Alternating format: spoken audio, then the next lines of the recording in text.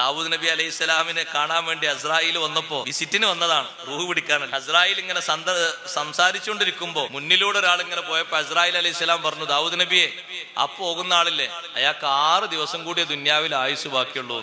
മുപ്പരത്തെ ചിത്രം ഉണ്ടല്ലോ, അതിന്റെ എല്ലാ കാറ്റലോഗും ഉണ്ടല്ലോ, ആരെ പിടിക്കണം, ഏത് സമയത്ത് പിടിക്കണം.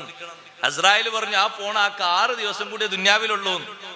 ദാവൂദ് നബി അലൈഹി സ്വലാം 2, 3, 4 കൊല്ലം കഴിഞ്ഞിട്ട് ഈ മനുഷ്യനെ കണ്ടപ്പോ ദാവൂദ് നബി ചിന്തിച്ചു, പടച്ചോനെ, ഇയാളെ പറ്റിയല്ലേ എന്ന് 6 ദിവസം ഉള്ളൂ എന്ന് പറഞ്ഞ്, ഇയാൾ ഇപ്പോഴും ജീവിച്ചിരിക്കണ്ടല്ലോ, മരിച്ചിട്ട് പിന്നെയും ജീവിച്ചു. അസ്രായിൽ അലൈഹി സ്വലാം പിന്നൊരിക്കൽ വന്നപ്പോ ചോദിച്ചാൽ, നിങ്ങൾ 6 ദിവസം ഉള്ളൂ എന്ന് പറഞ്ഞാൽ ഇപ്പോഴും ഹയാത്തിലുണ്ടല്ലോ, അത് നിങ്ങൾക്ക് കേൾക്കണോ? നേരെ പിറ്റേന്ന് അയാൾ ചേർക്കപ്പെടാത്തൊരു ബന്ധം ഉണ്ടായിരുന്നു, മുറിഞ്ഞു കിടക്കുന്ന ഒരു ബന്ധം. ആ ബന്ധം ചേർത്തിട്ട് ബന്ധം ഉഷാറായപ്പോ അല്ലാഹു തആല ഒരു 20 കൊല്ലത്തെ ആയുസ്സും കൂടി നീട്ടിക്കൊടുത്തിട്ടുണ്ട്. 1 കൊല്ലല്ല, 20 കൊല്ലത്തെ ആയുസ് കൂടി അല്ലാഹു തആല നീട്ടിക്കൊടുത്തിട്ടുണ്ട്. ഇനി ബാക്കിയുള്ള കൊല്ലം കൂടി കഴിഞ്ഞിട്ട് ആള് മരിക്കുള്ളൂ. ആയുസ് നീളാനൊക്കെ എന്തും ചെയ്യൂല, നമ്മൾ എന്തും ചെയ്യും. നിങ്ങൾ ഏതെങ്കിലും ചികിത്സക്കാരത്ത് പോയൊക്കെ നിങ്ങൾക്ക് ആയുസ് 25 കൊല്ലം നീട്ടിക്കിട്ടും. ഒരു 10,000 രൂപ സംഭാവന എന്ന് പറഞ്ഞാൽ എണ്ണി കൊടുക്കൂല അവിടെ, ഒരു മിനിറ്റ് താമസിക്കാതെ.